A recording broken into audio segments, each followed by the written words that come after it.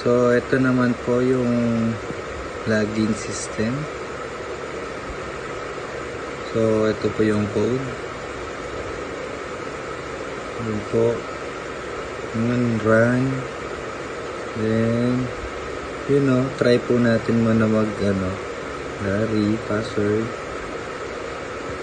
Login. User not found.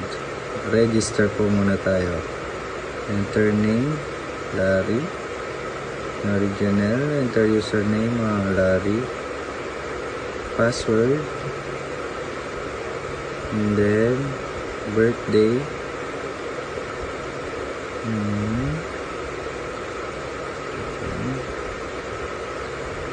And then, address, Philippines. Okay. Login na po niya natin, no?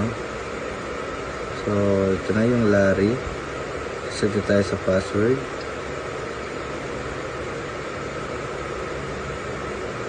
Login. Login successful.